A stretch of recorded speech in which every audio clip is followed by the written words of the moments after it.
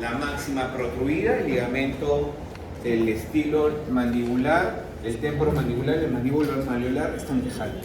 En la máxima lateralidad igual. Y en la máxima apertura también. Entonces los ligamentos, todos en realidad, no hay uno más que otros, todos participan en las posiciones bordeantes. Cuando abres la boca máximo, entran todos los de aquí, los principales y los accesorios. Cuando haces protrusión máxima, igual. Entonces es importante los ligamentos para poder mantener de cierta forma la mandíbula dentro de la cavidad glenoidea del temporal. El primero, el ligamento capsular define los límites anatómicos y funcionales del ATM. El capsular, como cápsula, va a rodear todo lo que es el cóndilo y menisco. Rodea la superficie articular, pase señor, del cóndilo y se une al periosto del cuello del cóndilo. Del cóndilo de la mandíbula rodea totalmente y se une con una prolongación de esta cápsula al cóndilo temporal, ¿sí? Rodea totalmente la porción escamosa del temporal. Se inserta exactamente en lo que es la eminencia articular en la parte anterior. Quiere decir, en la parte anterior de la eminencia articular, normalmente nuestro cóndilo se desplaza hasta la mina de la eminencia articular, se desplaza por toda la vertiente posterior. Quiere decir que cuando nuestro cóndilo sale y se va a la vertiente anterior y no puede regresar, el que se ve lesionado es el ligamento capsular. ¿Ok? Cuando uno abre toda su boca, el cóndilo va a pasar la cavidad glenoidea, se va a deslizar por toda la eminencia articular, va a pasar la puntita de la eminencia articular y se va a ir a la vertiente anterior. Y cuando ya no puede regresar es que se ha lesionado el ligamento capsular. ¿Okay? Los ligamentos discales, que son los ligamentos que mantienen unido al disco articular con el cóndilo articular. El que une el menisco o disco articular con el cóndilo de la mandíbula se llama ligamento discal. Y los discales también ayudan y acompañan a todos los movimientos excéntricos. Cuando haces protrusión, laterotrusión, el ligamento discal acompaña el cóndilo y a la mandíbula. Yo mencioné que habían unos ligamentos aquí, unas fibras llamadas las fibras elásticas, ¿no? Entonces, si trazamos un cóndilo y este de aquí amarillo sería el menisco, voy a trazar unas líneas aquí que serían todas las fibras elásticas y voy a trazar de otro color que serían totalmente las fibras colágenas. Entonces, más o menos he hablado de esto. Acá está la eminencia articular, ¿sí? La eminencia articular. Desde la mitad, esto es la vertiente anterior de la eminencia articular, vertiente posterior de la eminencia articular, o también llamada vertiente anterior de la cavidad glenoidea. El cóndilo se desplaza por toda la zona que voy a pintar.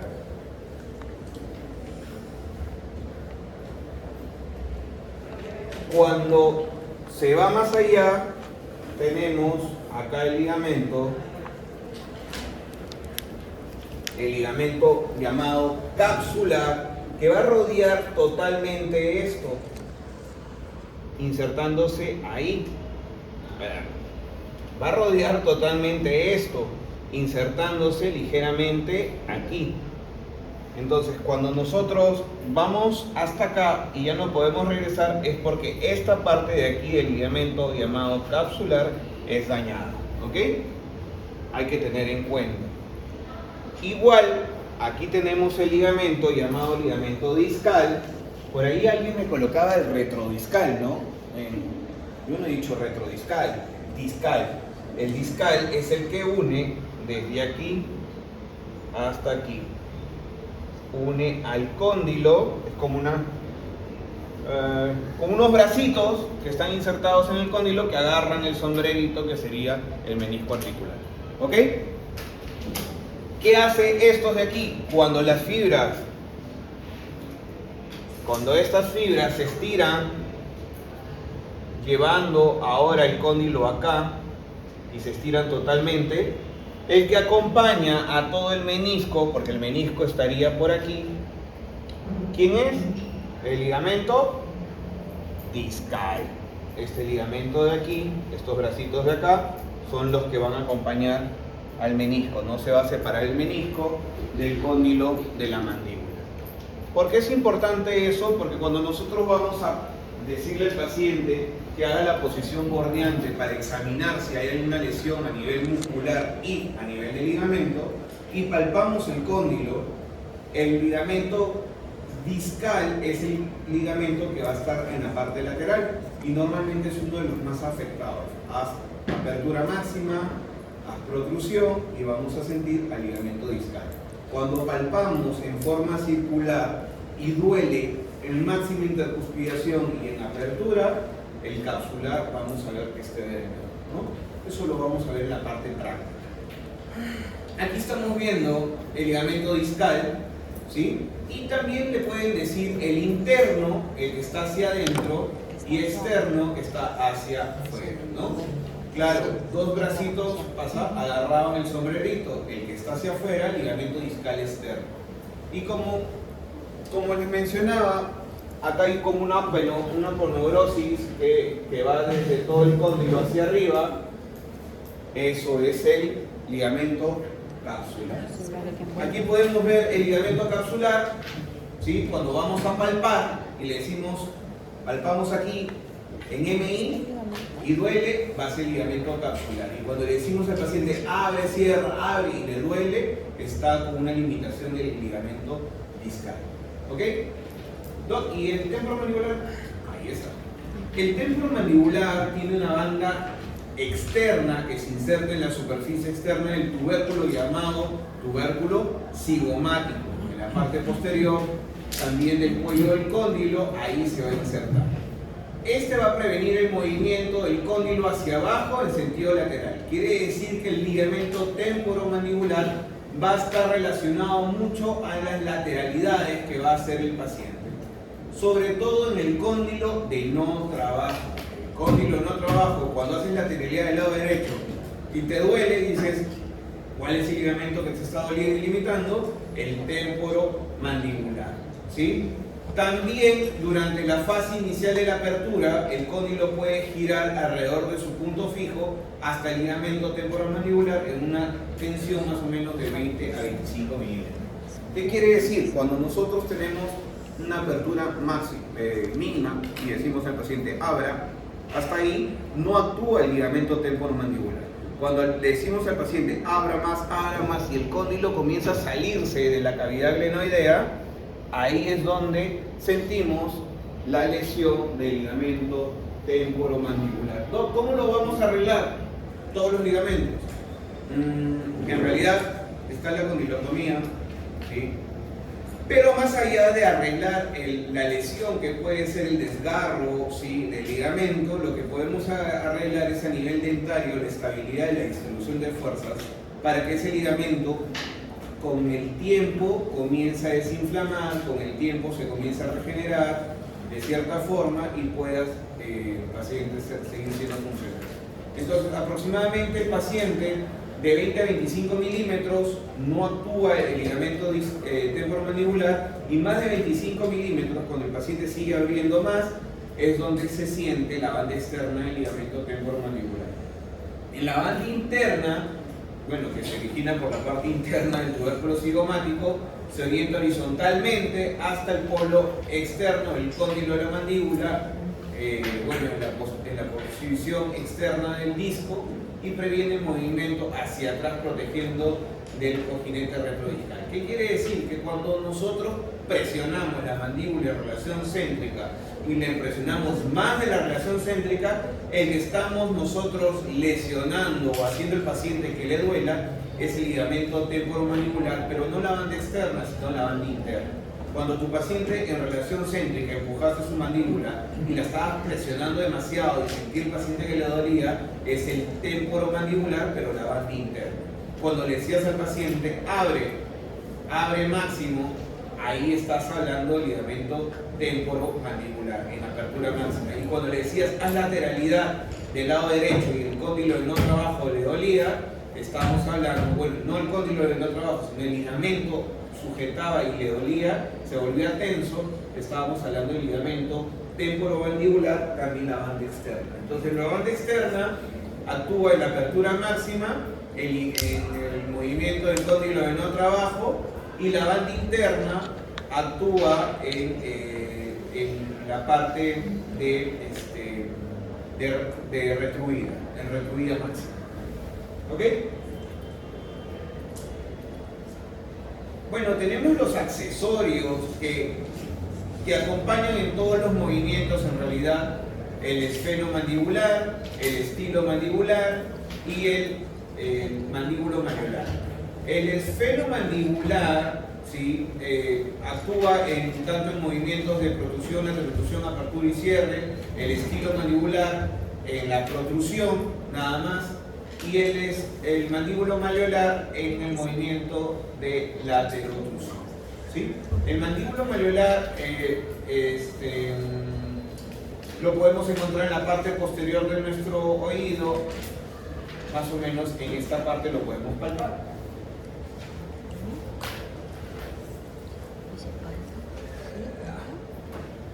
Bueno, sobre los ligamentos es importante porque los ligamentos se pueden lesionar porque nosotros hacemos distintos movimientos y en los movimientos mandibulares el cóndilo se sale de su posición inicial, que es la cavidad glenoidea, y el ligamento se puede estirar más de lo debido, así como se estira alguien haciendo ejercicio, es igualito. Igualito cuando hacemos ejercicio y cargamos mucho peso se fatigan nuestros músculos, igualito se puede fatigar a nivel de muscular y a nivel de ligamento. Entonces, las personas que bruxan o aprietan los dientes o los rechinan tienen problemas normalmente a nivel condilar, a nivel muscular y a nivel de ligamento. ¿Cuáles son los elementos que guían el movimiento? El movimiento lo guía la guía posterior, que está conformada por la eminencia articular, ¿sí? Por la vertiente posterior de la eminencia articular, o también llamada vertiente anterior de la cavidad glenoidea. Quiere decir que la guía posterior está conformada por la articulación temporomandibular. ¿Qué es la guía posterior? La articulación temporomandibular. ¿Qué parte de la articulación posterior guía el movimiento? Fácil, pues, ¿no? Es la parte donde se desliza el cóndilo. ¿Y por dónde se desliza el cóndilo? Sea la vertiente anterior de la cavidad glenoidea o también llamada vertiente posterior de la eminencia articular. Y la guía anterior son los dientes anteriores, está conformada por la guía incisiva y la guía canina. Muy importante la guía incisiva y la guía canina porque son los que generan el mecanismo de desoclusión en los movimientos excéntricos. Ya saben que los movimientos excéntricos, los dientes anteriores, por su tipo de empotramiento pueden recibir solo fuerzas de tipo horizontal y no podrían recibir fuerzas verticales. Entonces, como tienen un diseño radicular y diseño coronal aceptable para recibir una fuerza tangencial, el que guía el movimiento cuando hacemos protrusión o laterotrusión es la llamada guía anterior. Entonces vamos a hablar sobre eso, la guía posterior. Miren aquí, miren acá, aquí al inicio, cómo se desliza el cóndilo, solo donde está el puntero, cómo se desliza el cóndilo cuando hacemos un movimiento de apertura. Claro, porque cuando hacemos apertura el cóndilo se va trasladando. Cuando hacemos protrusión, el cóndilo también se va trasladando. Cuando hacemos apertura mínima, menos de los 20-25 milímetros que hablábamos, el cóndilo rota. Pero después de los 25 milímetros de apertura, el cóndilo se traslada. Siempre el cóndilo se va a trasladar hasta la parte central de la eminencia articular, sea en la protrusión, sea en la apertura máxima, sea en la laterotrusión del lado de no trabajo. Y solo en la laterotrusión del lado de trabajo rota y baja un poquito, pero sigue en la posición de la cavidad glenoidea. De ahí siempre el cóndilo se relaciona en la parte central de la eminencia articular. ¿Ok? Si estamos en MI, en máxima intercuspidación, la mayor cantidad de fuerza se da en el sector posterior. ¿Por qué? Porque son los más capacitados a nivel radicular, por el tipo de empotramiento de superficie, y a nivel oclusal, justo por los contactos ABC que te generan el mortero pilón al darte axialización de fuerza, ¿no? En el sector anterior se da un contacto mínimo llamado acople, casi nada de fuerza se genera ahí. Sin embargo, cada vez que se hace un movimiento de apertura, protrusión o laterotrusión, el que dirige la dirección del cóndilo, miren, primero solo miren el cóndilo, hasta posicionarse en esa parte que es la parte central de la eminencia articular, ¿sí? ¿Quién es? Esta parte de aquí, que se llama la vertiente anterior de la cavidad glenoidea, o también llamada vertiente posterior de la eminencia articular. Mientras nuestra eminencia articular sea mucho más plana, nuestro cóndilo ya no se va a desplazar en este sentido. Si esto es plano, se va a desplazar en este sentido. ¿Y qué puede ocurrir? Puede ocurrir que no se genere el mecanismo de desoclusión. ¿Ok? Entonces vamos a retroceder para que vean un poquito que no solo en el movimiento de protrusión y laterotrusión o apertura guía el movimiento esta parte de aquí. Ya no se fijen de cómo se desplaza y guía esta inclinación. Si trazamos aquí, voy a trazar acá un ángulo, esto se guía en toda esta dirección. Ahora vean cómo voy a trazar este mismo ángulo. Vamos a ponerle este ángulo de 30 grados. ¿Cuánto mide acá? Igual, 30 grados. Quiere decir que cuando yo modifico la inclinación de estos incisivos por un tratamiento de ortodoncia o quizá una mala oclusión, y voy a ponerlo, no sé, pues no, ahora lo voy a poner así y este así, ¿sí? Esta angulación cambia,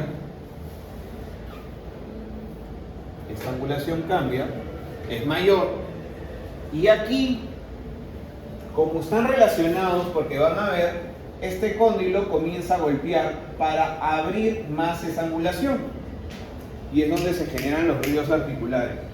Igual, si tu ortodoncista te dejó una mordida profunda,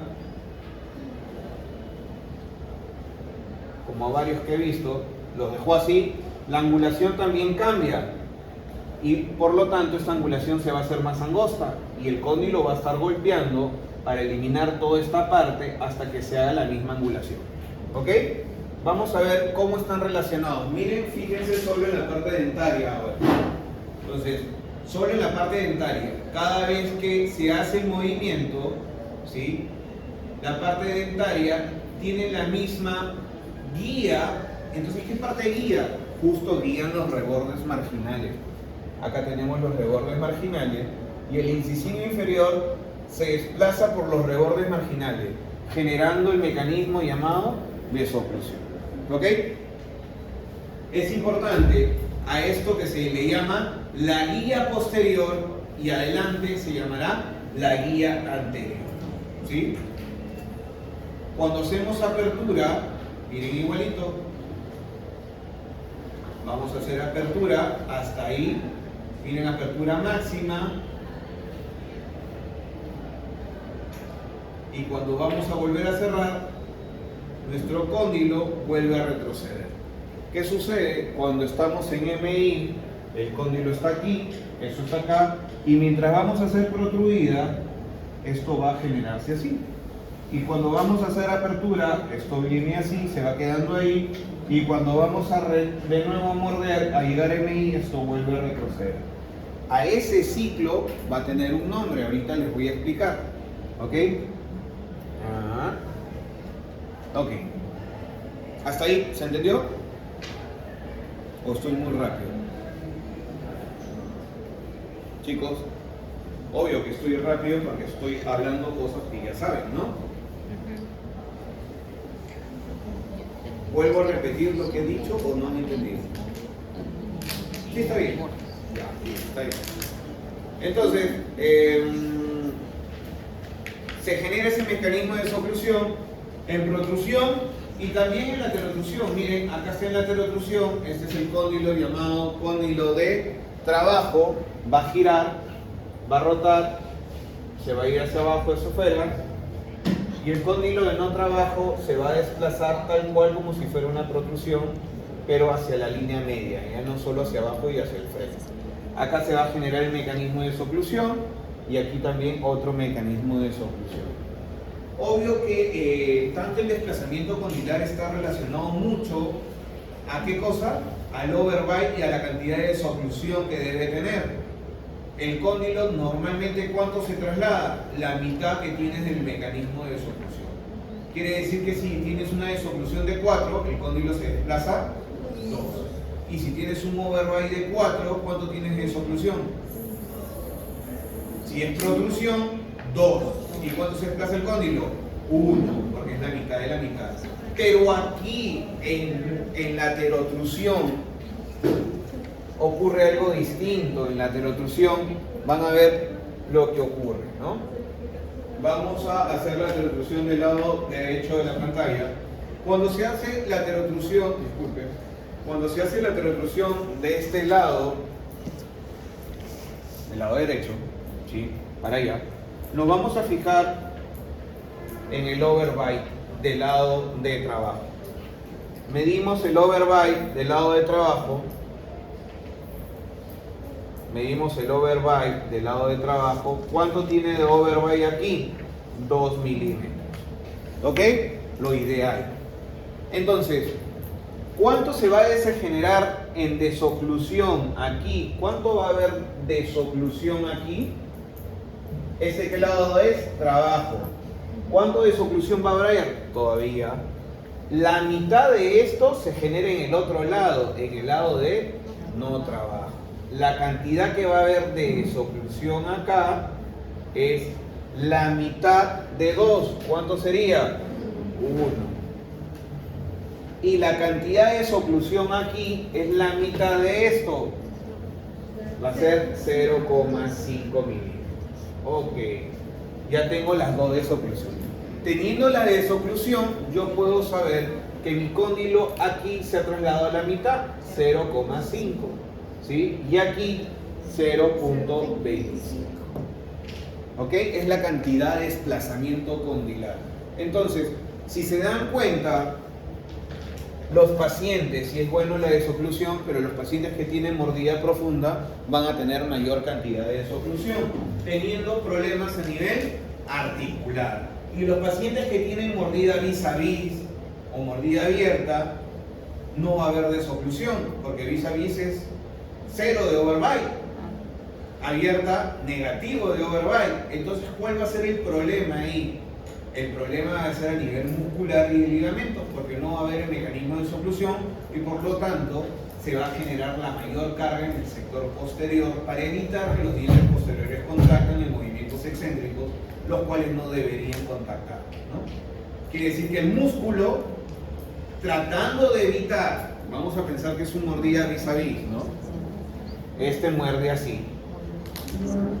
Overbite, 0. Entonces, si tiene overbite 0 o overbite negativo, ¿sí? ¿Cuánto es la desoclusión aquí? 0, pues, o negativo. ¿Va a haber desoclusión? No desoclusión. ¿Aquí va a haber desoclusión? No desoclusión. ¿Por qué? La mitad de 0, pues. ¿Ya? Aquí, ¿se va a trasladar? No se va a poder trasladar. Vas a querer hacer protruida y vas a ver que vas a sentir una traba. Y ahí es donde viene el músculo. Una característica del sistema es la adaptabilidad. Tratando de poder hacer protrusión, porque el paciente sigue haciendo protrusión. Ya no se desplaza así. Lo que va a hacer el músculo es bajar, venir aquí, destrabar y pasar por acá.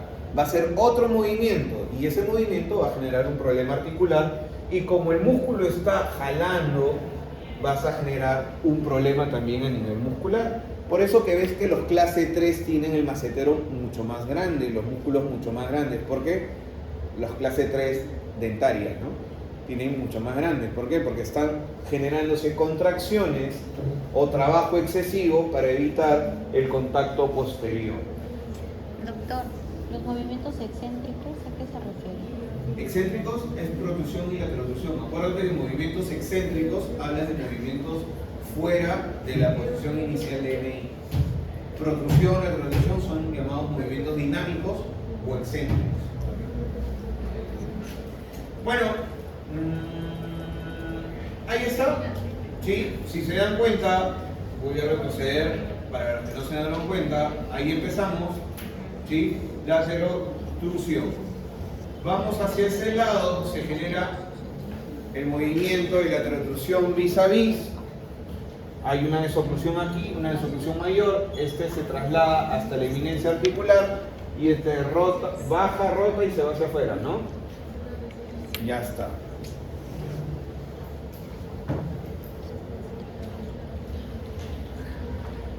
Y ahí regresamos al movimiento inicial. ¿Ok?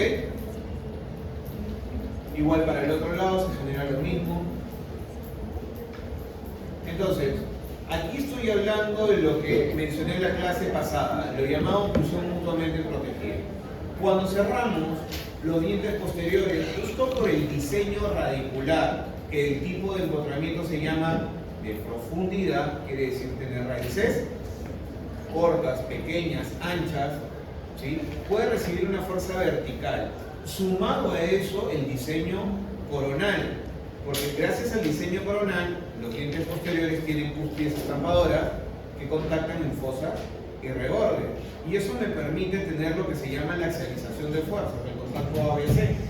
Entonces, teniendo esas dos cosas, un buen diseño radicular y un buen diseño coronal, los dientes posteriores pueden recibir cantidad de fuerza vertical, a la diferencia de los dientes anteriores, que su fuerza no es vertical. Si los dientes anteriores recibirían fuerza vertical, como en algunos casos, este diente de aquí va a irse hacia adelante. Cuando terminaron su ortodoncia y estaba todo cerradito y posteriormente sintieron que los dientes se fueron yendo hacia adelante, significa que el ortodoncista le dejó mucho contacto en los dientes anteriores. ¿Ok? Cuando ustedes hacen una corona, una resina, y sienten que luego de un tiempo el diente se va hacia adelante, la resina se puede desprender, de repente les ha dado mucho contacto. Entonces, lo que vamos a hacer esta semana es evaluar los contactos, evaluar la oclusión que tiene nuestro paciente de trabajo, tanto clínicamente y en los modelos. Por ende van a traer papel articular, Pierre, pinza Miller, van a traer espejos bucales, sonda periodontal, van a llevar su explorador, ¿sí? Van a llevar su regla milimetrada. Vamos a evaluar cada aspecto, no solo en MI. Sé que otros grupos ya han estado evaluando, ok, pero nosotros vamos a evaluar no solo MI. Hay que evaluar protrusión, protruida, laterotruida y relación centro. Porque el problema, y eso es algo que nos cerramos como dentistas, muchas personas se cierran y dicen, evalúa el MI, evalúa la arcada, evalúa el grado de apiñamiento, evalúa si es relación clase 1, clase 2, clase 3. Te estás centrando solo en máxima intertranspiración. Y sí es cierto que la máxima es la posición estable, la principal, pero no es todo. El problema puede estar en esta posición de aquí. Cuando nosotros en MI tenemos todos nuestros contactos, quiere decir que el paciente no ha perdido ni una pieza dentaria. ¿Cuántos contactos debemos tener? A ver, sumen. La premolar, ¿con cuántos dientes choca? Con 2. Y la segunda, otros 2. Y las molares, ¿con 2? No, con 3. ¿No? 3 puntitos. Y la otra molar, con 3 o con 2 si tienes la tercera, ¿no? Entonces, alrededor tenemos unos 8 o 10 contactos dependiendo del paciente, de un lado y 8 de otro lado. Entonces, es como si nuestra mandíbula, al cerrar, genera una cantidad de contactos con una mesa que tiene una cantidad de patitas, que cuando uno cierra la mandíbula se siente cómodo, se siente estable. A esa estabilidad se le llama estabilidad de tipo oclusal. La estabilidad oclusal es la estabilidad de la mandíbula que se genera por la cantidad de contactos o pares oclusales que tiene el paciente. Al perder más piezas, o al perder una pieza, o al perder dos, lo que estás perdiendo son los contactos. Y en consecuencia pierdes una ventaja del sistema que se llama, de la normo-oclusión, que se llama la estabilidad oclusal. Y si tienes todos los contactos, generas otra ventaja. A ver, si pierdes los contactos, si tengo todos mis contactos, ¿qué tengo? Estabilidad oclusal. ¿Qué es la estabilidad oclusal? La estabilidad de la mandíbula gracias a los contactos. Muy bien. Eso es una ventaja del esquema oclusal ideal llamado normo-oclusión. El tener la mayor cantidad de contactos. Y por ende, la estabilidad oclusal. Entonces, miren ahí. Yo tengo ahí el máximo contacto dentario. Y si le quito una pieza, ¿tendré el máximo contacto dentario? No. Pero lo que sí tengo es la máxima intercuspidación. ¿Qué es eso? No entiendo. Lo que pasa es que la máxima intercuspidación es una posición mandibular. Y la máxima intercuspidación la tenemos todos. Cierra, esa es tu máxima. Cierra tú, esa es tu máxima. Cierra tú, vis a vis, esa es tu máxima. Cierra tú, mordida abierta, esa es tu máxima. Todos, tú perdiste 4 dientes, esa es tu máxima. Tú tienes tus terceras molares, esa es tu máxima. Todos tienen máxima intercuspidación. Ustedes lo que tienen que hacer en sus pacientes de caso clínico, evaluar si esa máxima intercuspidación es confiable. Si esa máxima intercuspidación es aún funcional. De lo contrario, no podrías rehabilitar en máxima intercuspidación y vas a tener que rehabilitar en relación céntrica. El paciente puede tener máxima intercuspidación, pero no necesariamente va a tener el máximo contacto dental. ¿Ok? Por ejemplo, aquí hemos generado el movimiento ya, un movimiento excéntrico, un movimiento fuera de céntrica. Aquí estamos centrados, cierra, MI. Si hacemos protrusión, salimos de esa posición de MI, estamos hacia adelante y vamos a evaluar también a nivel dental. Para eso también van a agregar hilo o seda dental, que se llama.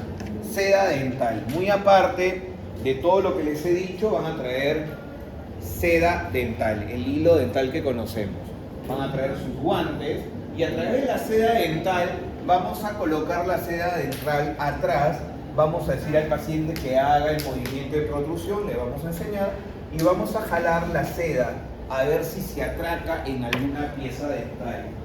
Y si se atraca en alguna pieza dentaria, que no debería porque debería haber desoclusión, si se atraca, esa pieza podría ser un contacto interferente o quizá un contacto acompañante y nosotros tendríamos que evaluar clínicamente si ese contacto corresponde a ser un interferente, porque si corresponde a ser un interferente lo tenemos que eliminar. ¿Cómo lo eliminamos? Desgastando con nuestras fresas y pieza de mano, haciendo lo que se llama ajuste oclusal. Y si no, bueno, lo dejamos ahí. Y si lo eliminamos igual, si es acompañante, también lo puedes eliminar si quieres. Pero el acompañante está acompañando, no está interfiriendo nada, así que lo puedes hacer. Lo que sí no voy a permitir, porque lo hablo con las doctoras, es que hagan el ajuste oclusal en el paciente. Lo van a hacer en los modelos, ¿sí? Porque puede frenar más al paciente y dejarlo más inestable. Y yo no voy a estar arreglando cada cosa que ustedes van a hacer. Entonces, si tú lo haces inestable, dicen, ya se va a acomodar, ya se va a adaptar, ¿no? Pero no es la idea, es que lo dejemos estable. Entonces lo que vamos a hacer es, van a llevar un bisturí nuevo con su mango para poder generar ese desgaste en el modelo de yeso del paciente. Vamos a encontrar y vas a decir, el contacto interferente está entre la 1,4 y la 4,4. Vas a ir en el yeso, vas a desgastar para que no se atraque. Y es lo mismo que harías con tu pieza de mano, ¿ok? ¿Y por qué no lo haces con la pieza de mano en el yeso? Porque pisas y me vas a dejar un hueco, ¿ok?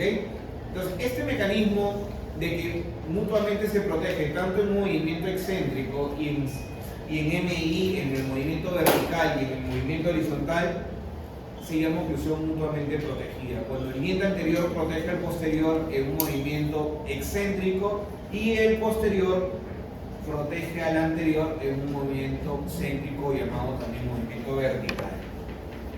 ¿Ok? Esto también se genera a nivel de caninos, ¿no? Los caninos también tienen que proteger a los dientes posteriores desocluyendo. Es la parte de la oclusión mutuamente protegida. Pero cuando se genera a nivel de los tres movimientos excéntricos, ¿sí? A eso se le va a llamar oclusión mutuamente compartida. ¿Cómo así? Protegida, ¿qué significa? Que los dientes anteriores protegen a los posteriores en movimientos horizontales y los posteriores a los anteriores en movimientos verticales. ¿Ok? Eso es la oclusión mutuamente protegida. Compartida significa que en las tres posiciones excéntricas, protruida, laterotruida derecha y laterotruida izquierda, se genera este mecanismo de desoclusión llamado también fenómeno de Christensen. El fenómeno de Christensen es el mecanismo de desoclusión que se genera en el sector posterior gracias a la guía anterior, gracias a la guía de los movimientos de protrusión y de laterotrusión. Entonces, si se genera el fenómeno de Christensen, quiere decir la desoclusión en protruida, laterotruida derecha y laterotruida izquierda, puedo tener como conclusión que el paciente tiene un tipo de oclusión llamado oclusión mutuamente compartida. ¿Qué significa la oclusión mutuamente compartida? Que la fuerza en los movimientos excéntricos, protrusión y laterotrusión, son compartidas, son distribuidas correctamente a nivel articular. Lo que sucede es que para que una mandíbula haga estos movimientos excéntricos, los guía sí por los dientes anteriores, pero también tiene que ver el ATM. Entonces, si se dan cuenta, si choca aquí, se va a generar algo que se llama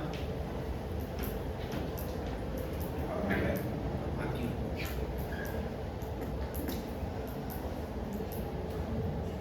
Para que entiendan un poquito.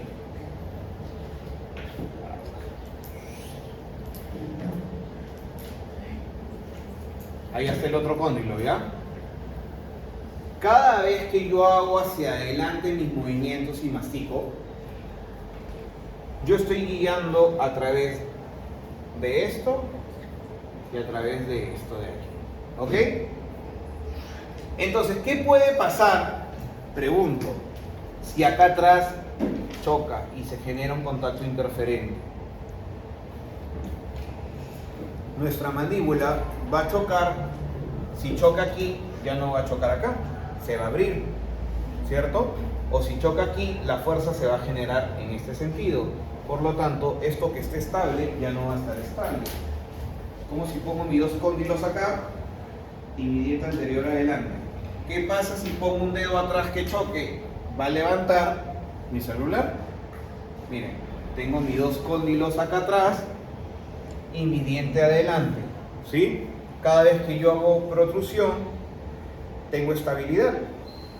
Pero no una estabilidad por mis dientes posteriores. La estabilidad tampoco se puede dar por un diente anterior. Se da por el diente anterior y ¿qué más? Las dos eminencias articulares. Entonces yo puedo hacer protrusión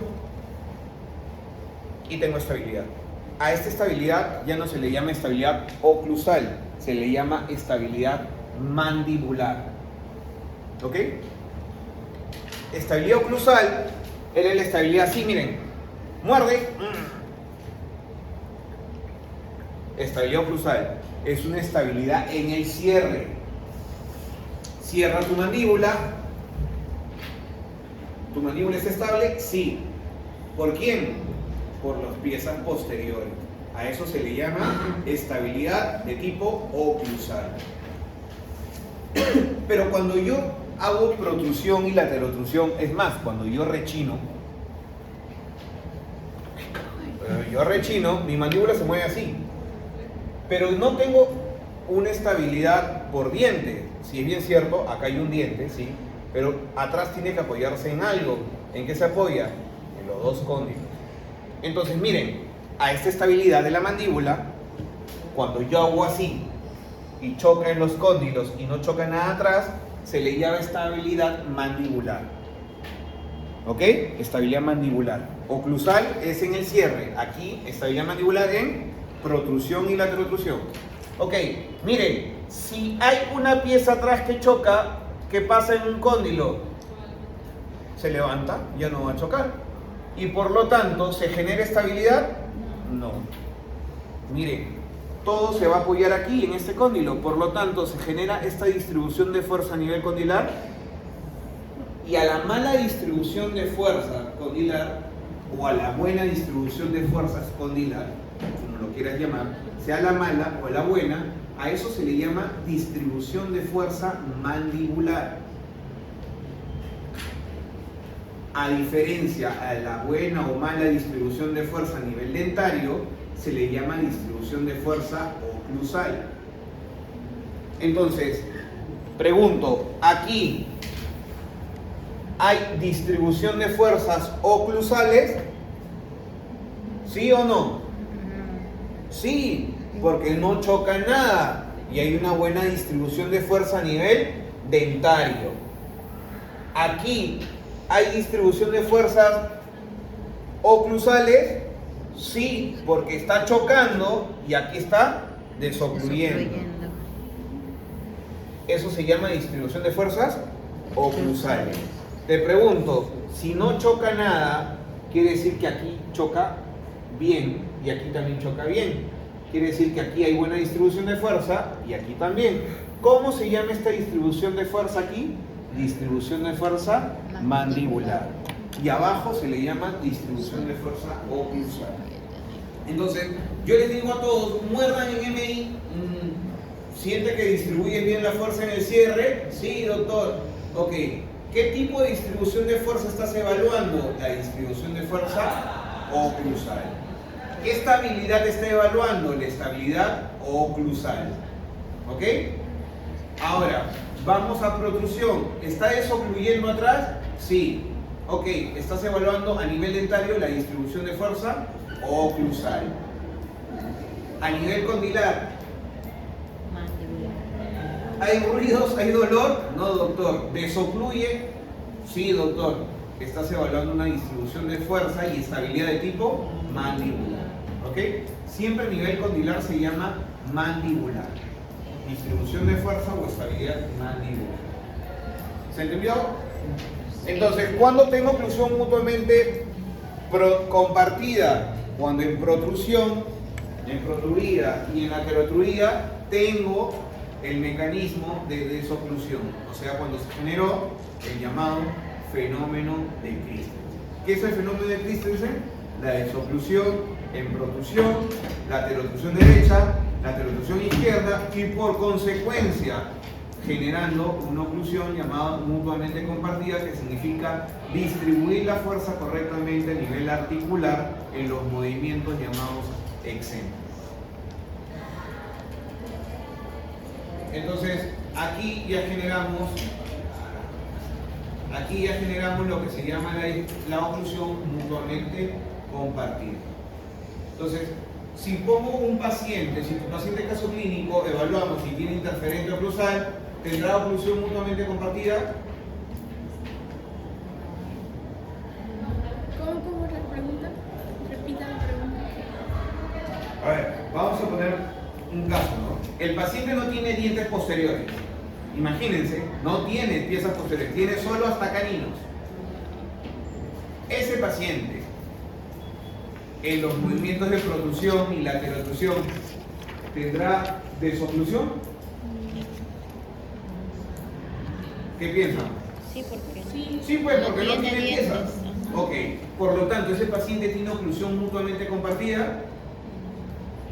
Sí, porque tiene el mecanismo de soclusión en protrusión y lateroclusión. Lo que no va a tener es oclusión mutuamente protegida. ¿Por qué? Porque si es bien cierto en protrusión y lateroclusión está bien, ¿en qué estaría mal? En MI, porque toda la fuerza recaería en el sector anterior.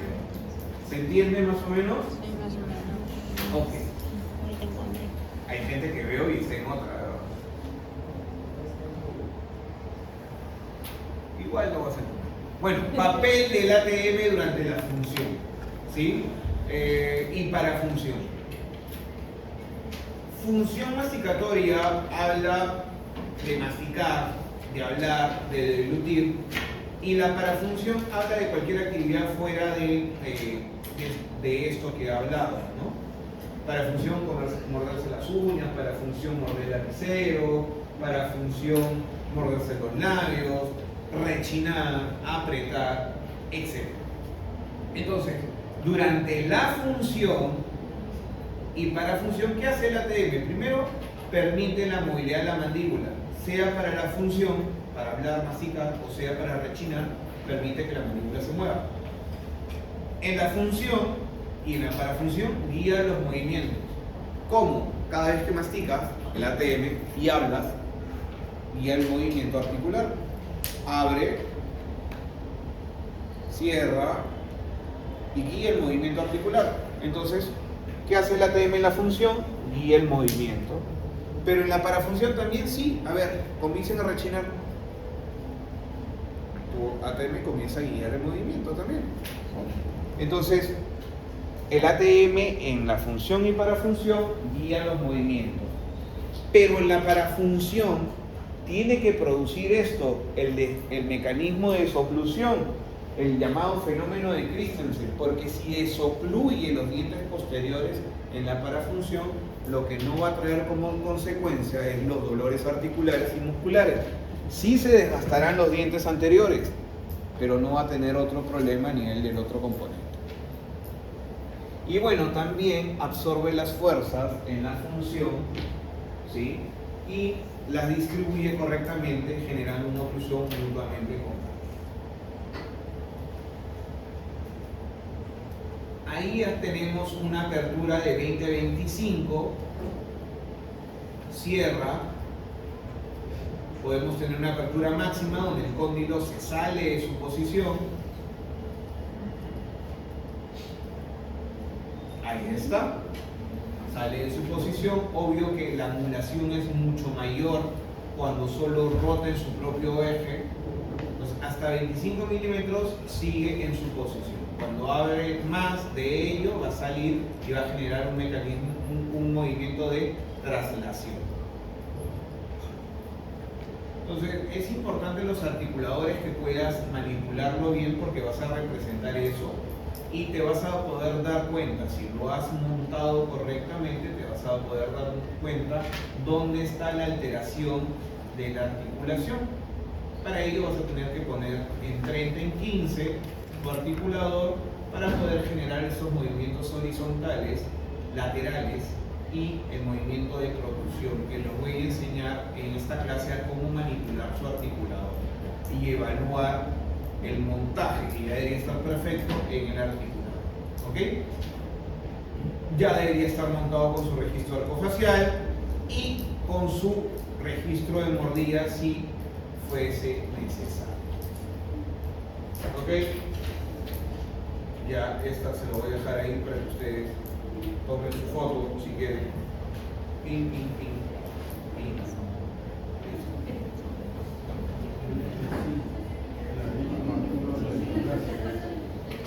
¿No? Entonces, eso, y acabamos la clase pasada. Ahora sí entramos a la clase de hoy. Se llama relación céntrica. En práctica ya lo llevamos, en práctica ya lo hicimos. Y la relación céntrica, vamos a analizar la oclusión dentaria de nuestro paciente, y si es estable, vamos a hacer la planificación en MI. Pero cuando no es estable o cuando no tenga dientes y no tenga su MI, la vamos a hacer en relación céntrica. Entonces, ¿es una posición de diagnóstico? Sí. ¿Tendríamos que también evaluar qué también está en relación céntrica? Sí. Lo que sucede es que nosotros hemos estudiado estas 4 posiciones y ya sabemos características, acá son como 8 creo, ¿no? O 10 características en MI de la normoclusión.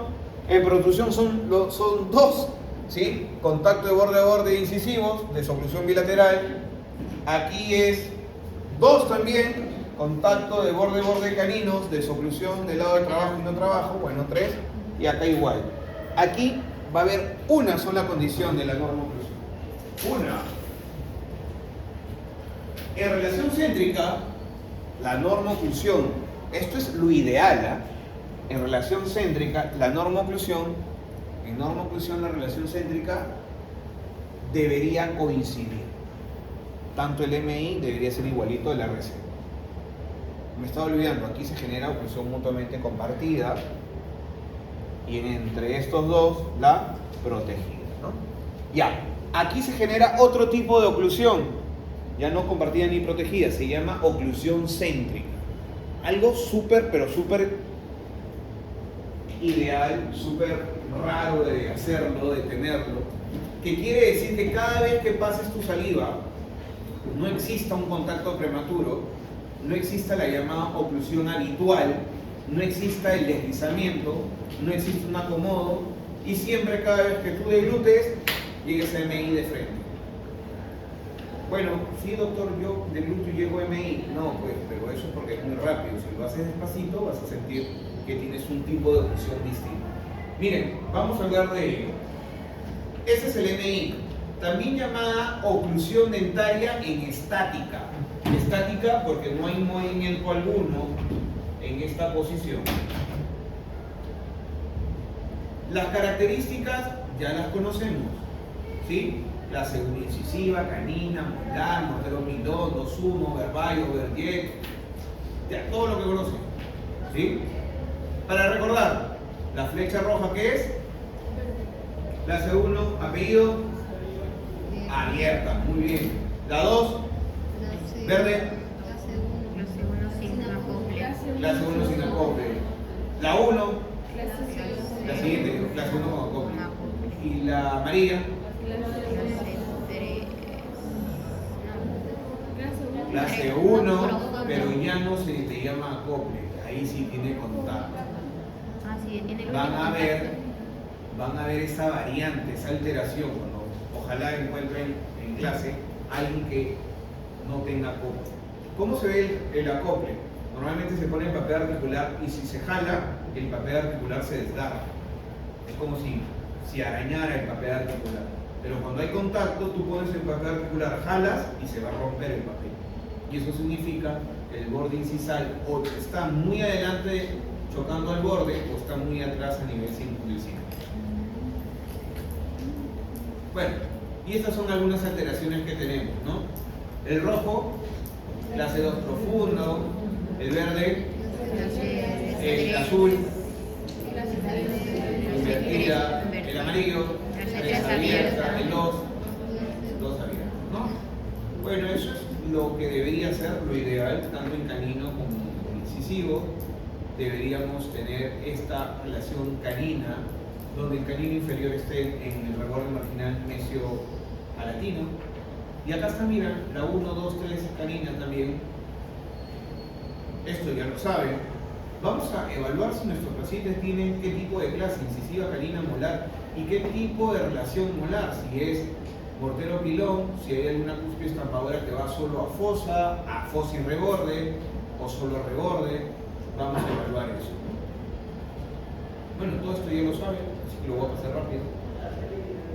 Vamos a mirar que el paciente no tenga estos tipos de mordida. Esta se llama mordida vis a vis, en tijera, cuando no hay contacto por la ausencia a veces de los antagonistas, y esta mordida llamada invertida. Todas estas, obvio que están mal, ¿no? El mortero pilón me da axialización, esto ya también ya lo saben, el 2-1. El 2-1, si yo tengo 2-1 en todos mis dientes, salvo los que ya conocemos, tengo esto que se llama el máximo contacto dental. ¿Cuándo no tengo 2-1? Cuando tengo la mordida en tijera, o cuando tengo el antagonista y abajo no hay nadie, o cuando tengo un vis a vis. Ahí hay una relación 1-1 porque el diente choca solo con un diente. Bueno, en protruida y laterotruida, ya saben que por el overbite y el overjet se genera, miren, ahí está el hilo, se genera esto que se llama la desoclusión. Lo ponemos en MI, ahí está, lo jalamos y ahí tengo desoclusión posterior bilateral. ¿Sí? Normalmente pasa esto, el paciente hace un movimiento de protrusión hasta la presión protruida vis a vis y se genera una desoclusión bilateral en protruida. ¿Ok? Esto es lo que pasa, y es un poquito lo que ya hemos hablado. Ahí tiene un overbite positivo y por el overbite positivo se genera la desoclusión, que es la mitad. Bueno, ¿qué alteraciones existen? Ahí está el clase 3 vis a vis con contacto borde-borde, no hay desoclusión. Obvio, si es un 3 vis a vis, borde a borde, que va a desocluir, jamás va a ser protruida vis a vis, pero nunca va a desocluir, siempre va a contactar atrás. Bueno, un clase 1, 2, 3 abierta, también no va a haber desoclusión. Los incisivos no guían en los movimientos, los caninos ahí no guían los movimientos, guían las premolares, molares, no hay desoclusión. Un mordida profunda, sí hay desoclusión, un clase 2 hay desoclusión, hay demasiada desoclusión. Buena para los dientes, mala para los cóndilos. Y las características más o menos son estas. Ahí podemos ver laterotruida vis a vis, un contacto de caninos y la desoclusión del lado no trabajo, que es lo principal que debe existir. ¿Ok? Tenemos estos tipos de mordidas, cruzada, unilateral, la cual no va a tener mecanismo de desoclusión. A nivel condilar ya sabemos cómo se mueven nuestros cóndilos, hasta qué parte se mueve el cóndilo, pero en RC todavía no sabemos. Entonces, para comenzar, relación céntrica es una posición centrada en la mandíbula con respecto a la base de cráneo, donde los músculos entran en algo que se llama tonicidad. ¿Sí? La tonicidad habla de la mínima contracción muscular que puede generarse. Centra en la mandíbula, ¿sí? Y los ligamentos entran en la mínima tensión. Normalmente los ligamentos jalan y van a quedar totalmente no tensos, por llamarlos así. Los músculos van a jalar de la misma proporción, quiere decir que va a haber un equilibrio a nivel muscular, a nivel de ligamentos, y la mandíbula se va a ir hacia atrás a una posición retruida, donde al centrarla, los músculos de un lado con respecto al otro van a generar la misma fuerza. Por lo tanto, la relación céntrica va a colocar a los cóndilos de la mandíbula en una posición óptima a nivel de la cavidad articular o llamada cavidad glenoidea. ¿En qué posición? Bueno, si sabemos que el menisco articular tiene una parte del disco donde era acelular y donde no había dolor al tener acelular, vamos a tirar el cóndilo hacia atrás en esa parte. Entonces van a haber dos posiciones que vamos a nosotros a rehabilitar, una máxima intercuspiación y otra relación céntrica. ¿Sí? ¿Por qué hacerlo en céntrica? Porque cuando nuestro MI no es estable, nosotros buscamos una estabilidad ya no a nivel dentaria, sino a nivel articular, a nivel condilar. Entonces, con la relación céntrica nosotros podemos colocar el cóndilo en la parte más antero-superior con respecto a la fosa glenoidea y contra la vertiente posterior de la eminencia articular, ¿sí? Así. Y por ende podríamos tener una estabilidad ya no dentaria, sino una estabilidad a nivel condilar. ¿Sí?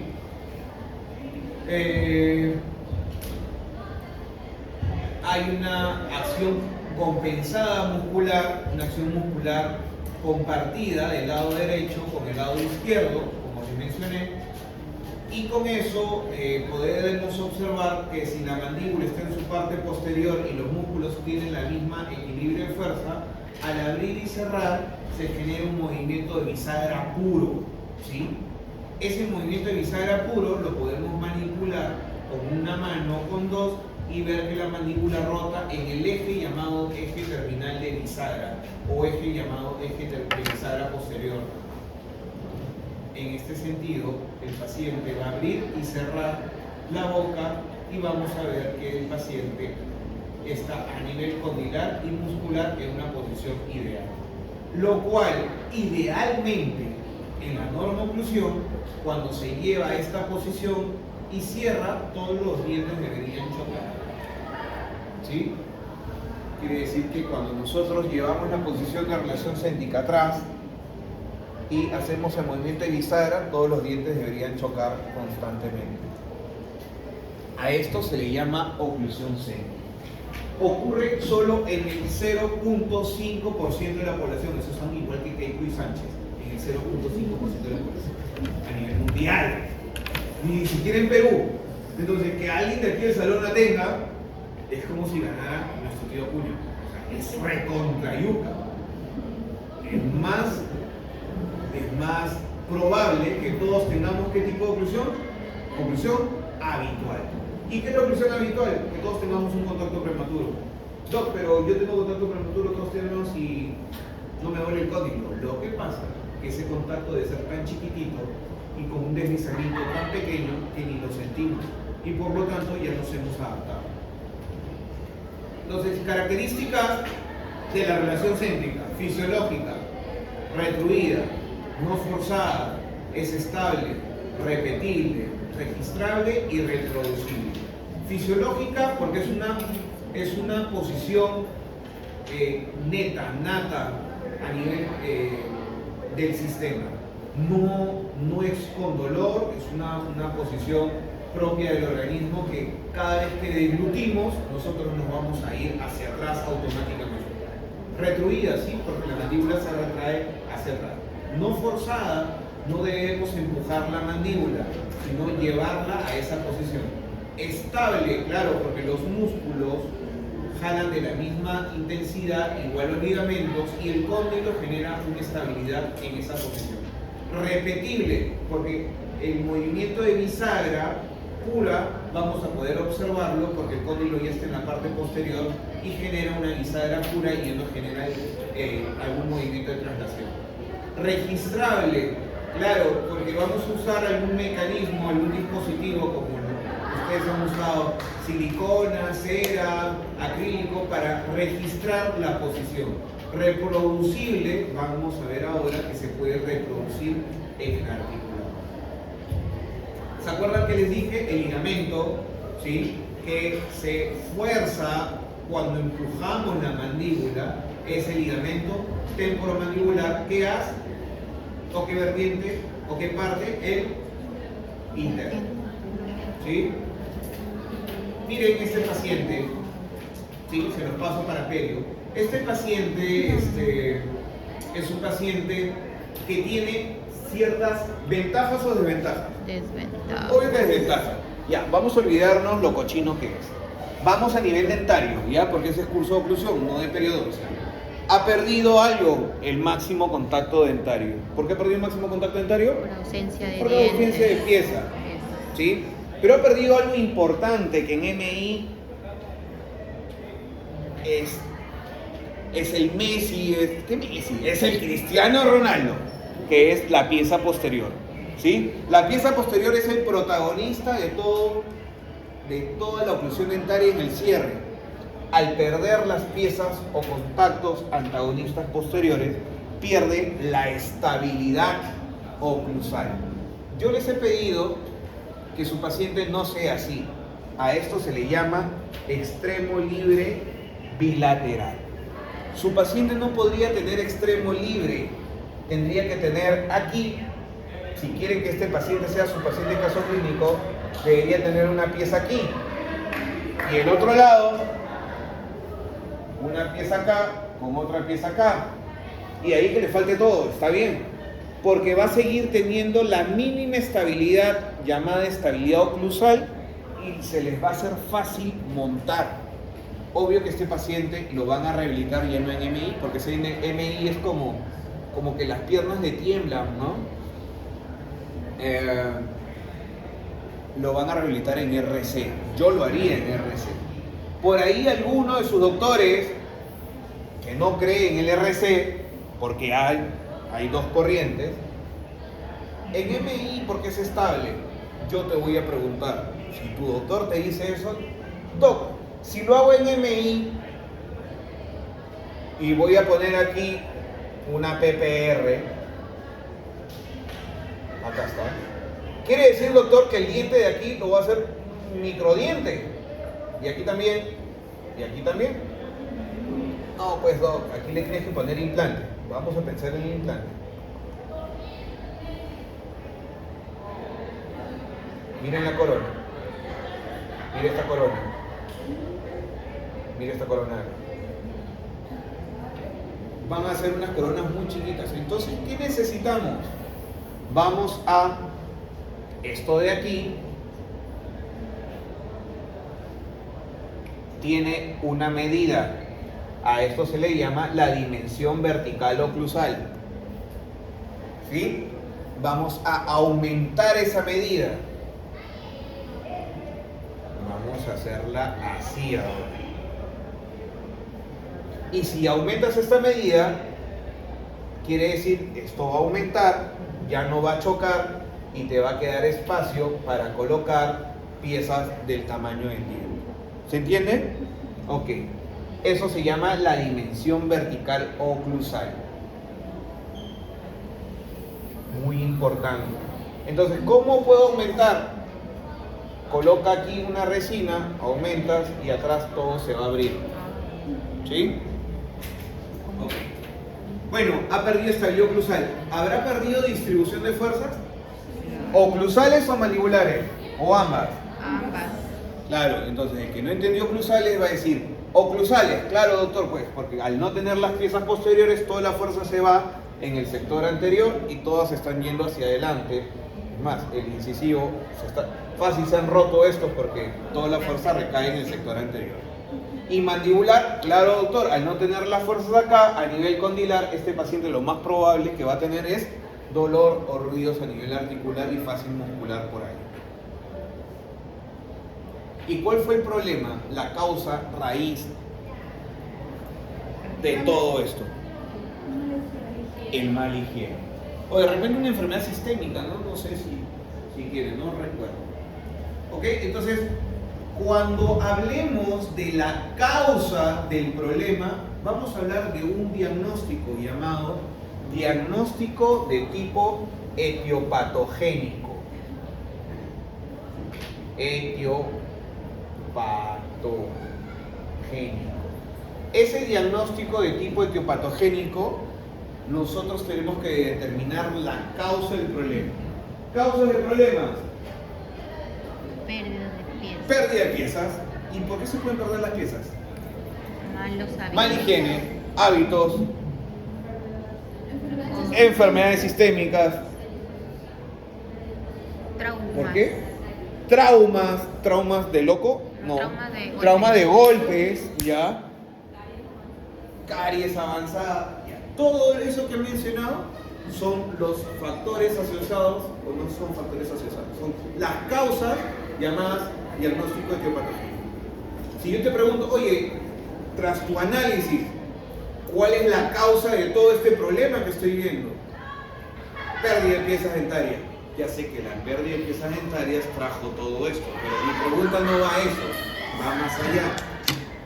¿Qué trajo como causa la pérdida de todo esto? Y acá se nota el mal higiene, ¿no? De todas maneras, debe tener microorganismos más que nada, debe ser la causa. Cuando te pregunte el estado de la oclusión, ¿estoy hablando a nivel de dientes o a nivel de todo el sistema? A nivel del sistema. Entonces, si te digo oclusión, es sistema. Si te digo oclusión dentaria, es a nivel de dientes, ¿sí? Entonces, oye, ¿cuál es el estado de la oclusión del paciente, del sistema? Y tú vas a decir si es funcional o no funcional, también llamado fisiológico o patológico. A esto se le llama el diagnóstico genérico. ¿El paciente es funcional o no funcional? Sí, doctor. ¿Ese qué tipo de diagnóstico es? Genérico. Si te pregunto, ¿cuál es el diagnóstico genérico de tu paciente? No funcional. ¿Ok? No funcional. Y te preguntaré de todas maneras, ¿y por qué no es funcional? Entonces, ¿funcional a qué está relacionado? A las funciones. Simple.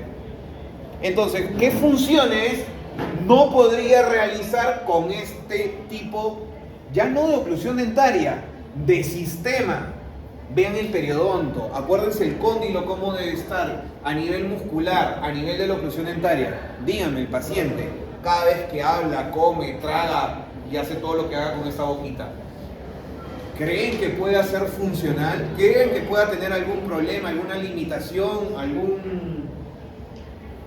que el paciente, o falte comodidad? El paciente podrá comer un pedazo de, que ahora me han estado hablando, cuy, podrá comer, podrá comer su chicharrón, carne, ya, denle pollo entonces, ¿podrá comer pollo? La pierna. Sí, ¿y cómo se va a tragar el pedazo de pollo? ¿Cómo te lo tragas? No. ¿Cómo tragarías el pedazo de pollo, mi querido Sutra? ¿Cómo se tragaría el pedazo de pollo? Entero. Entero se tragaría. Entonces, ¿hay alguna limitación? ¿Se cansaría al comer carne? Porque la tendría que aplastar. ¿Cuánto se demoraría en tragar un pedazo de carne? Entonces, ustedes ya están evaluando la oclusión del paciente. ¿Y cuándo se usa óptimo y no óptimo favorable? Pensaba que era... Aquí solo hay dos respuestas para un caso clínico. Van a estar en internado, van a estar quizá en su consultorio y le van a decir a su paciente, bueno, su sistema, su oclusión, todo lo que usted tiene, no es funcional. Por lo tanto, tenemos que rehabilitar no solo los dientes, sino muchas cosas a nivel, muchos componentes, que obvio que la causa principal es a nivel dentario, que también es a nivel periodontal. Pero, doctora, y mi cóndilo, y mi músculo, va a tener que usar unas férulas y le vas a explicar todo un tipo de tratamiento. Quizá botox en los músculos, no sé. Entonces, este paciente, respuesta funcional o fisiológico, no funcional o patológico. No me digan así, porque también suena medio robot. ¿Tu paciente qué tipo de oclusión tiene? ¿No funcional o patológico? Basta con el patológico o el no funcional, ¿ya? Por favor, porque he escuchado a muchos. ¿Y cómo está tu paciente? Mira, así. Diagnóstico patogénico. Microorganismo, fuerza, traumatismo, medicamentos. ¿Todo eso tiene tu paciente? No. El diagnóstico etiopatogénico es de tu paciente. En este caso sería microorganismos, nada más. Pero no me menciones el listado. No sean tan memoristas. Para algunas cosas deben serlo, pero para otras no. ¿Ok? Y hay otro tipo de diagnóstico que se llama el diagnóstico nosológico.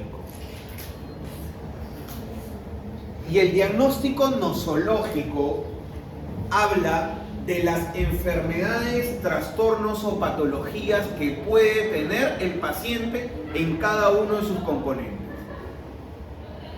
Y mirándolo así, a nivel de la oclusión dentaria, el paciente tiene una alteración o trastorno. Sí, doctor. Al ojo, ¿qué tiene el paciente? ¿O qué no tiene el paciente? A nivel dentario. a nivel de la oclusión dentaria. Olvídate de la caries. Sí, discúlpame, la caries es un diagnóstico nosológico. Caries es diagnóstico nosológico del diente. ¿Ok? Por ahí su compañera dijo tiene periodontitis. Y la periodontitis es un diagnóstico nosológico del periodonto, del complejo periodontal. ¿Sí? Pero la ausencia de piezas, que es un gran problema acá, a eso se le llama, muchos juegan play, ¿no? Aquí, no suben. Ya, se llama la pérdida de soporte, no, eso no es pérdida, este se llama ausencia de soporte posterior. Y eso es un diagnóstico nosológico de la oclusión dentaria. Yo les voy a enseñar, así como que les han enseñado caries, diagnóstico nosológico del diente. ¿Qué puede tener el diente? Aparte de la caries. Fractura, lesiones no cariosas, atricción o desgaste. ¿Han escuchado la bifracción? ¿No? Ya lo han escuchado. Ya, diagnóstico del periodonto, gingivitis, periodontitis. Yo les voy a enseñar diagnóstico nosológico de la oclusión dentaria. ¿Se acuerdan que una de las primeras clases dije que la oclusión dentaria era la relación de contactos que tienen los dientes en estática y en dinámica? Ya, vamos a ver cómo se llaman esas alteraciones. Aquí tiene algo que se llama ausencia de soporte posterior, quiere decir que en la parte de atrás hay cero soporte. Y la ausencia de soporte posterior tiene un montón de complicaciones, por eso es importante identificar cada tipo de diagnóstico. ¿Se entendió? Ok. Y también, para determinar un diagnóstico definitivo de cada uno de ellos, yo hago la valoración. Hago la valoración para determinar si todo está bien o está mal, ¿sí? Para determinar la valoración de cada uno de los componentes, yo voy a examinar clínicamente cada uno de ellos para valorar qué tan bien está la oclusión dentaria, porque puede tener esto, y yo digo, el problema está aquí. Esto está bien, esto está bien, esto está bien. Este es el problema. Entonces, ¿cómo lo valoro? Cuando está mal y cuando está bien y cuando está más o menos. ¿Ok? Y ahí vienen las palabras que su compañera mencionaba. Óptimo. Una oclusión óptima es cuando tenga todas las características de la norma oclusión, en estática, en dinámica y en céntrica. ¿Algún paciente de ustedes será óptimo? Tendría que tener todas las características en MI. Tendría que tener protruida y laterotruida, contacto, desoclusión. Tendría que tener oclusión mutuamente protegida, oclusión mutuamente compartida. Tendría que tener oclusión céntrica que pase en el 0.05% de la población, como Keiko. Entonces, ¿crees que todas esas características va a tener tu paciente? Entonces tu paciente está en otro nivel llamado no óptimo. Y en no óptimo hay dos niveles, el nivel favorable y el desfavorable. El nivel favorable va a hablar de todas las alteraciones fáciles de adaptarse, que el sistema está normalmente acostumbrado de adaptarse, y las desfavorables, las difíciles de adaptarse. Y por consecuencia, cuando es difícil de adaptarse, quiere decir que el mecanismo de adaptación va a colapsar, o ya colapsó, o va a colapsar en cualquier momento, y por lo tanto de un estado fisiológico me puedo volver patológico. ¿Ok? Entonces, para que entiendan no óptimo, favorable y desfavorable, pongo siempre este ejemplo. Cuando estás con un chico hay cosas fáciles de adaptarse, difíciles de adaptarse, favorables y desfavorables. Alteraciones fáciles de adaptarse, no sé, pues no, un chico que sea celoso. Fácil de adaptarse, hasta cierto punto sí. Ya, y que sea intenso y psicótico, no, eso es Difícil de adaptarse, desfavorable. Entonces tú tienes que valorar qué cosa es fácil de adaptarse. Perder un diente, ¿es fácil de adaptarse? Bueno, sí. Perder 2, 3. Tener ausencia de soporte posterior, no, eso es difícil. Doctor, no tiene ni un poquito de soporte, es como si le hubieran quitado todas las piernas. Atrás, ¿no? Situación difícil de adaptar. Doctor, ¿y cómo se dice? ¿Se dice favorable? No óptima, favorable. No óptima, desfavorable. La literatura también la van a encontrar como una oclusión compensada, es la no óptima favorable, y no compensada o descompensada. No compensada. ¿Sí? También van a encontrar esa en la literatura. Oclusión compensada. Yo me lo sabía como no óptimo favorable. Compensada significa que todavía es fácil adaptarse. Una alteración fácil de adaptarse. Por ejemplo, el apiñamiento. Todos tienen algo de apiñamiento. ¿Fácil o difícil? Fácil. No, mi apiñamiento es grado 3. Igual es fácil adaptarse sin apiñamiento. ¿Acaso no puede tragar? Pregúntate. En cambio, quítale todas las piezas posteriores. Tragas sin piezas. No, eso es difícil, doctor. Igualito. Un interferente, un contacto acompañante, ¿es malo? Sí. ¿Un contacto interferente es malo? Sí, doctor. ¿Cuál es difícil de adaptarse? ¿El acompañante o el interferente? Interferente. El difícil de adaptar sería el interferente y el fácil el acompañante. Y yo pregunté, ¿cuál es más fácil? El acompañante. Tienes razón. Yo me meto. ¿Ya? Ok. ¿Ya? ¿Cuánto falta? Ya terminó. ¿Ya acabó? A ver. No.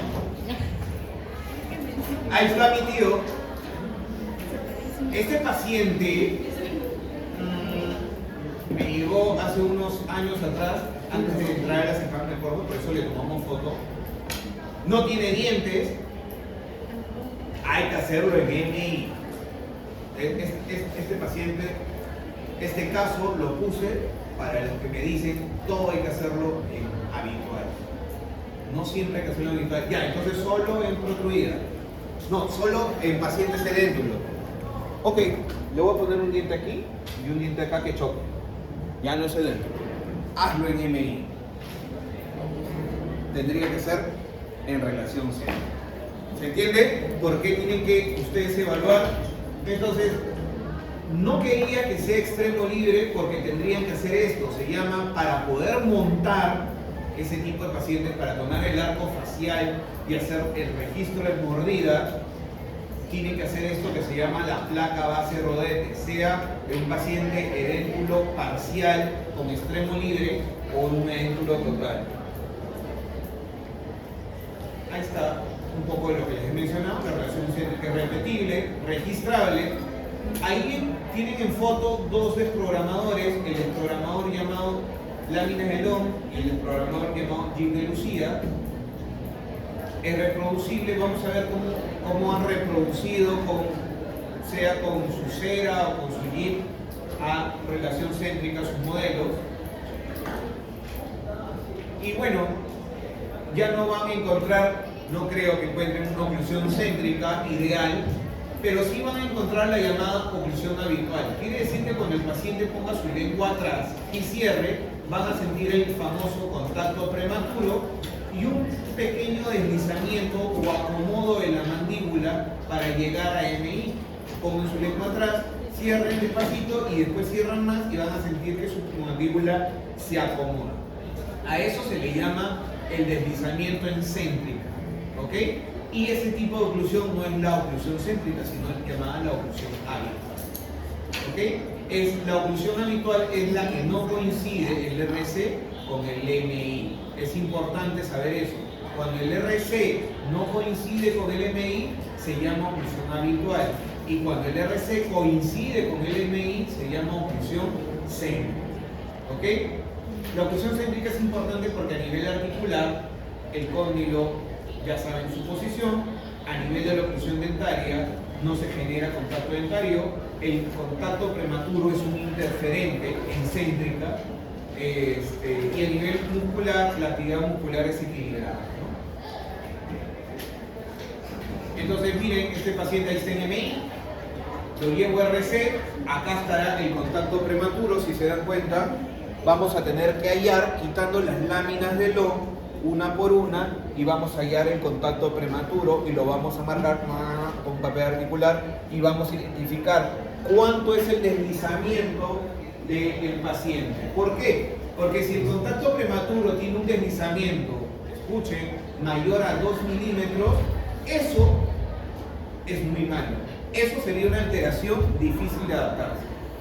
Cada vez que el deslizamiento sea mayor a 2 milímetros, todos nosotros que no tenemos problemas articulares diremos que nuestro deslizamiento es menor. Yo tengo de 1 milímetro, fácil 0.5, 0.8, nuestro deslizamiento es pequeñito. De RC a MI al toque se acomoda. Esta es la importancia de la relación céntrica como diagnóstico y como referente para planificar nuestro tratamiento. Esto de aquí se llama el polígono F, y a lo mejor no les enseño esto todavía, que es importante para evaluar. Esto lo voy a enseñar en práctica, que sus doctores se los enseñen en práctica, ¿sí? Es el famoso polígono de Poisson, ¿sí? Que cada vez que abrimos y masticamos, generamos, ¿se acuerdan que les dije que generas tipo una gotita? Es el famoso, ¿no? Polígono de Poisson, ¿sí? Lo vamos a evaluar ese polígono en nuestro paciente. Ahí está un paciente con oclusión habitual.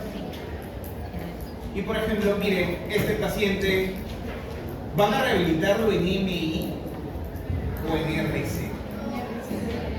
Entonces, miren, ahí tiene algo que se llama la pérdida de dimensión vertical, como hemos visto en el anterior paciente.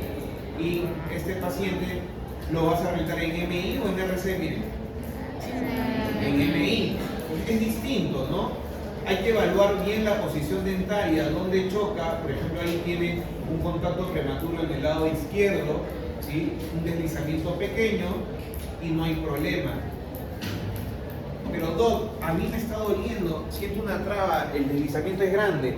Bueno, aquí cuando los dientes se mesializan, ¿sí? Por el CAF, se inclinan demasiado, generan ese contacto interferente y generan una traba en el cierre, y ahí es donde nosotros tendríamos que cambiar la dirección de la pieza o a veces extraerla. Miren, en MI o en RC, imposible. Ahí está, igualito. Esto es una prótesis Whiplash. MI, RC, la siguiente prótesis completa.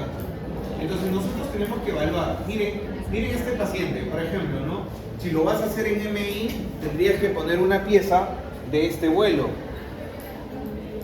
Entonces, lo rehabilitas en RC, creo que lo rehabilitamos con resinas y con acrílico. No tenía placa, con acrílico de un solo. Ahí está. Claro, para que puedan masticar, pues. Ya está.